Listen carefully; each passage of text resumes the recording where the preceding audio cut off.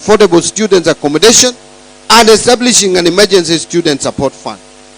This will be consolidated alongside the views from these regional fora for consideration during the preparation of the financial year 2026-27 and the medium-term budget process. Let me pause a bit just to mention that what we are doing here today is not going to end in Migori.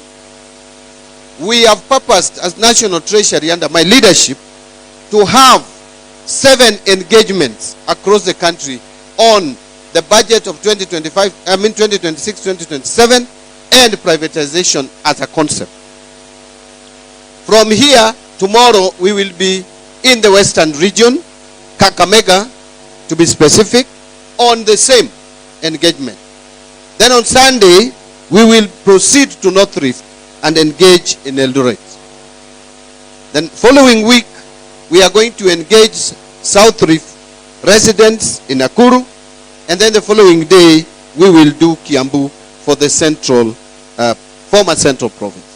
And then the following week, which will be the final leg, we will be proceeding to Garissa for the northern region, and then the following day, do Kilifi for the greater coast region or coastal region, and finally we will end with Meru for the wider eastern province.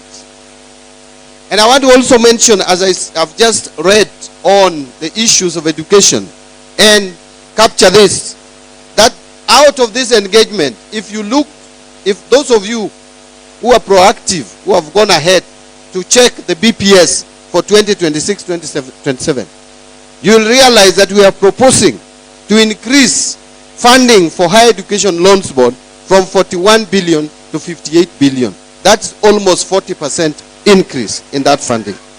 We are also proposing to enhance the university scholarship from what it is today of 16 billion.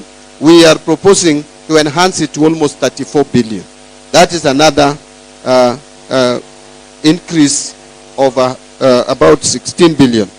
Now, that is a demonstration that the engagement we have been having with the youth and the students is not in vain, that we are listening. So we will make those proposals to Parliament. Parliament will consider and approve. I want to respond at this stage that I've heard some people say that we are defunding education as a government. Far from it.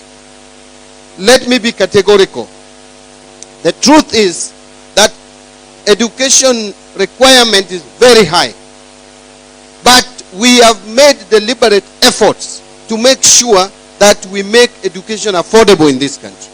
And that is why, if you look at the budget for education in 2022 and what we have proposed for 2026-2027, it's an increase of about 150 billion going to the education sector. So whoever is claiming that we are defunding education is being economical with the truth. We are actually enhancing the budget for education, and I was looking at the numbers. Last financial year, which is the current financial year, the current financial year 2025-2026, we have provided 703 billion for education. But in the coming financial year, we are even proposing a higher figure, moving from 703 billion to 748 billion.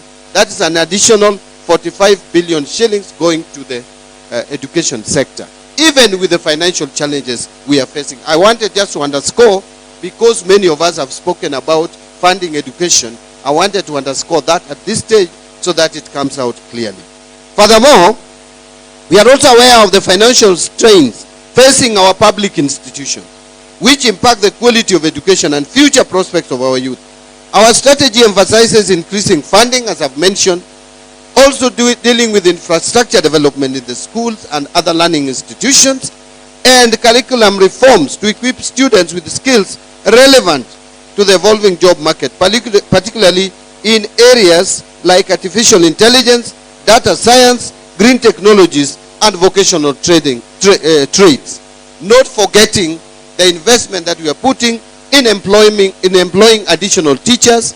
This we have spoken about, and I continue to speak about it, that this government from 2022 to date has employed 76,000 additional teachers, a record in 3 years, and we are going to employ 24,000 more teachers in this financial year.